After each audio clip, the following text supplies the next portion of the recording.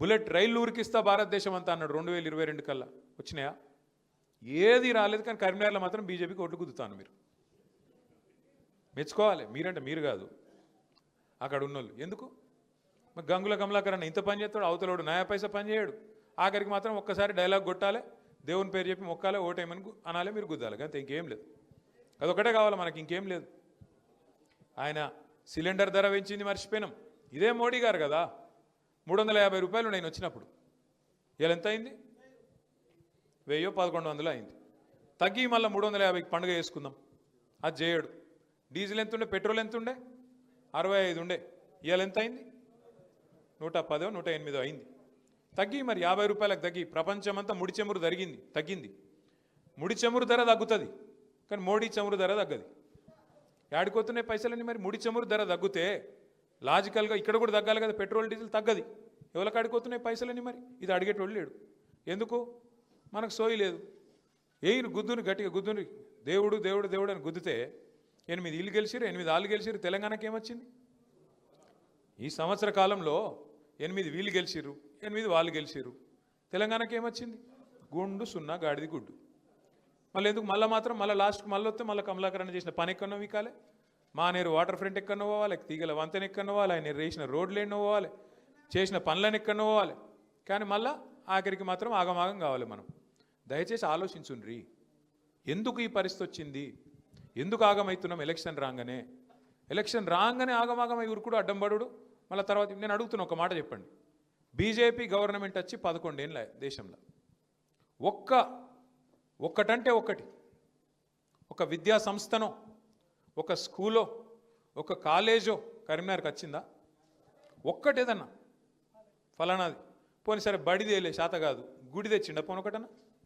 ఒక్క గుడి కరీంనగర్లో మళ్ళీ తిరుమల తిరుపతి దేవస్థానం కట్టించింది ఎవరు? కట్టిస్తున్నది ఎవరు? గంగుల కమలాకరే కదా. 10 ఎకరాలు జాగా తీసుకొని వాళ్ళు ఎంబడబడి, సరే ఇప్పుడు అక్కడ గవర్నమెంట్ పోయింది, మరి వాళ్ళు ఇస్తారో ఇయ్యరో తెలియదు. కానీ అంటే అట్లున్నది పరిస్థితి. బడిదే శాత కాదు, ఒక గుడి కట్టే శాత కాదు. పోనీ ఒక పని ఏదన్నా ఒక ప్రజలకు పనికి వచ్చి ఒక్క మంచి పని, ఒక స్కూల్, ఒక నవోదయ పాఠశాలనో, ఒక IIITయో ఏది ఉండదు. కానీ ఓట్లు మాత్రం ఆఖరికి పోయి గుద్దురు మళ్ళీ. అంటే ఈ రకంగా మరి పోతే నిజంగా కూడా మనం ఆలోచించాలి. ఒక్క ఉద్యోగం 2 కోట్ల ఉద్యోగాలు ఇస్తా అన్నాడు సంవత్సరానికి. మోడీ గారు 2 కోట్ల ఉద్యోగాలు సృష్టిస్తా సంవత్సరానికి అన్నాడు.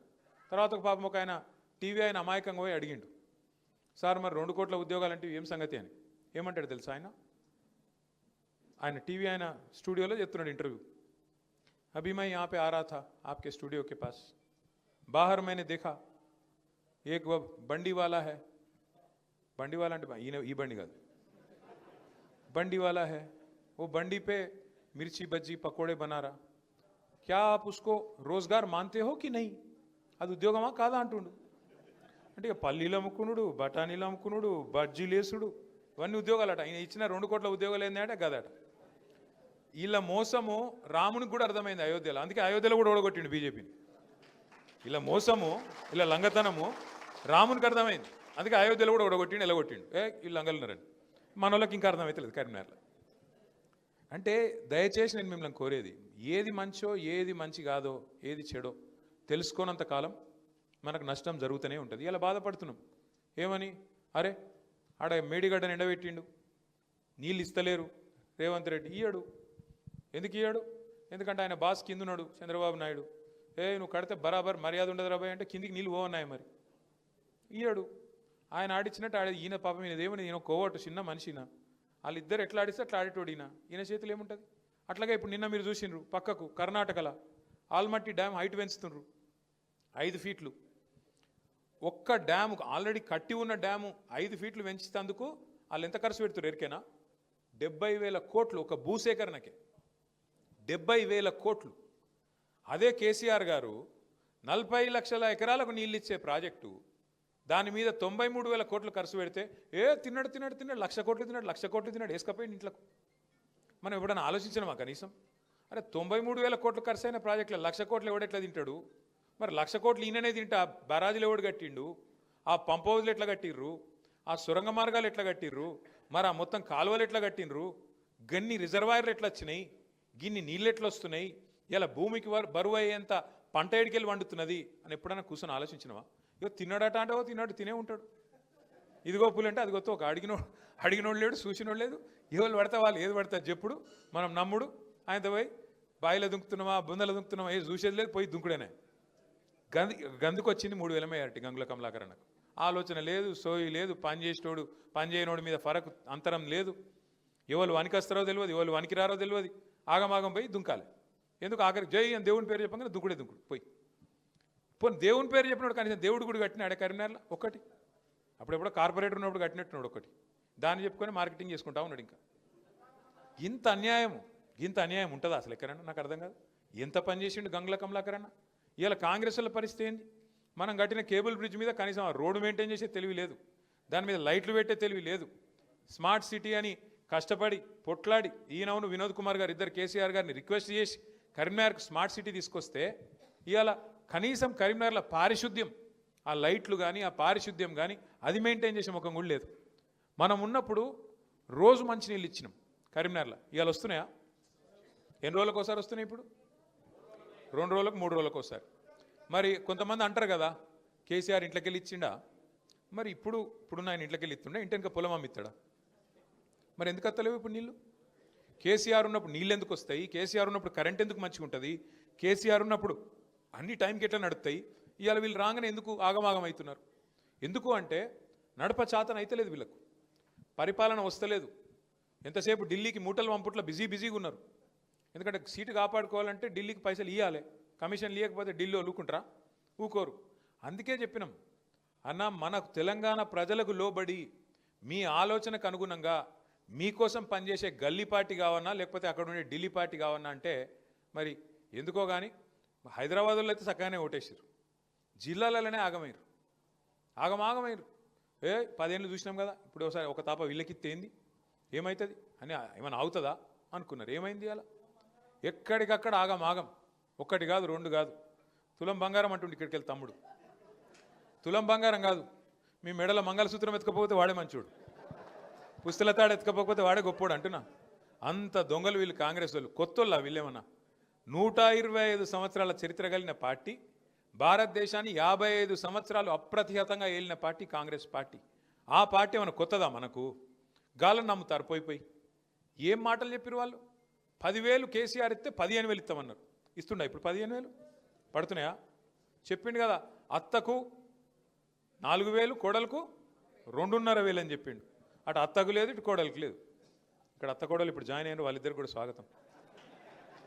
అత్తకు 4,000 పెన్షన్ లేదు, కోడలకు 2,500 లేవు, రావు. ఇలా అత్త కోడల పంచాయతీ అయ్యే పరిస్థితి వచ్చింది రేవంత్ రెడ్డి గారు వచ్చినాక.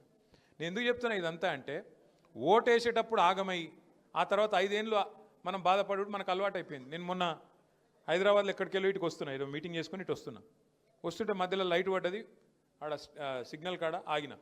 పక్కకు ఒక ఆటో ఆయన వచ్చి ఆగిండు. వచ్చినాక ఆదాబ్ సాబ్ అన్నాడు. ఆదాబ్ అంటే అన్నాక జర శీషా అవుతారు అన్నాడు. అద్దం దించితే నేను అడిగిన ఏం పేరు, క్యా నామే అన్న. महमूद అన్నాడు. क्या हाल है महमूद भाई అన్న. क्या हाल सब बर्बाद है అన్నాడు. अरे क्या हुआ भाई? क्या हुआ भाई? क्या है सब बंद हो गया, कारोबार बंद, रियल एस्टेट तमाल, हमारा ऑटो ख़त्म हो गया, अब पेमेंट करने के लिए भी पैसे नहीं है. అది అని చెప్పవట్టిండు. చెప్తే అన్న మరి क्या करूँ महमूद भाई, मैं एक गलत वोट का सज़ा 5 साल है ना, ఒక తప్పు ఓటు 5 ఏళ్ళు కదా శిక్ష అని నేనన్నా. అంటే ఆయన ఏమంటాడు తెలుసా నాతోని, कोई तरकीब नहीं है क्या साहब, ఏం ఉపాయం లేదా అంటుండు. ఏం ఉపాయం ఉంటుంది ఇప్పుడు? మనోళ్ళు ఎలక్షన్లో ఆగమైరి, ఎలక్షన్ అప్పుడు ఆగం, తర్వాత ఇప్పుడేమో మల్లలొల్లి. ఇంకా గమ్మత్ చెప్తాం మీకు. మొన్న మన అచ్చంపేటలో అందరూ వచ్చారు కార్యకర్తలు, ఒక 200-300 మంది వచ్చారు. నేను 28 నాడు అచ్చంపేట కోతున్నా, దాన్ని పిలిస్తేందుకు వచ్చారు అందరు కలిసి.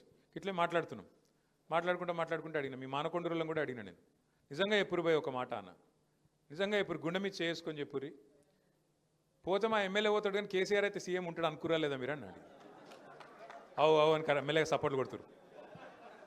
అంటే మనం ఎంత బేఖాయాలు ఉన్నామంటే, ఎంత తెలివితప్పు ఉన్నామంటే, చిన్న లాజిక్ మిస్ అయినాం. ఎమ్మెల్యే ఓడిపోతే కేసీఆర్ సీఎం ఎట్లయితాడు? ఇట్లే ప్రతి ఒక్క కాన్స్టిట్యూన్సీ వాడు అట్లే అనుకున్నాడు. మానకొండూరోడు, చొప్పదండోడు, ఉస్నాబాదోడు పోతే మావాడు పోతాడు కానీ కేసీఆర్ ఉంటాడు. ఎట్లుంటాడు? ఎమ్మెల్యేలు గెలిపోయినాక, ఎమ్మెల్యేలు 60 దాటపోయినాక కేసీఆర్ గారు ఎడికెళ్ళవుతారు. మెయిన్ తప్పు గది చేసినాం. మనం కూడా ఏమనుకున్నాం, నేను ఒక్కరిని దండలాడిపోతే ఏమవుతుంది, గంగుల కమలాకర్ అని గ్యారంటీ 40,000తో గెలుతాడు అని చెప్పి సాపుకొని అన్నారు. వాస్తవం. పనులు చేయించుకున్నోళ్ళు చేయనోళ్ళు నేను ఒక నన్ను విలువలే గారు ఆ రోజు అట్లా వంగ కమలాకరణకు నేను ఇట్లా అన్నా ఇట్లా ఆయన ఇట్లా అనలే అదొకరి కోపం. నేను 10 సార్లు ఫోన్ చేసినా ఎత్తిండు 11వ ఎత్తలే అదో కోపం. నేను మా ఇంట్లో దావత్ పిలిచినా రాలే గదో కోపం. అన్ని చిన్న చిన్న కోపాలు తాపాలు. దాంతో ఏమైంది, మనం అలసత్వం చేసినాం. ఏమైతే అని మనం అనుకున్నాం. అవతలోడు హుషారుగా ప్రజలకు ఆశ పెట్టిండు. నువ్వు ఇది ఇస్తా అది ఇస్తా అల్లం ఇస్తా బెల్లం ఇస్తా తులం బంగారం ఇస్తా అట్లా ఇట్లా ఇట్లా అట్లా అని చెప్పి ఆయనతో తిమ్మిని బమ్మిని చేసి 1.8% ఓటుతో గెలిచిండు. గెలిచినాక ఇప్పుడు గమ్మత్తున్నది పరిస్థితి. రేవంత్ రెడ్డికి పాపం ఇదివరకు మంత్రి చేసిన పని లేదు, ఆయనకు ప్రభుత్వం నడిపే సోయి లేదు, తెలివి లేదు.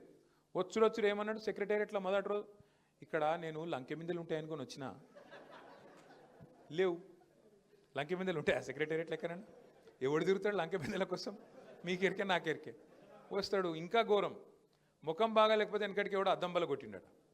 అరే నువ్వు గుర్తుపెట్టుకో, కరోనా వచ్చింది, దేశం ప్రపంచం అంతా ఆగమాగమైంది, అతలాకుతలమైంది, ప్రభుత్వాలకు ఆదాయం 0 అయింది.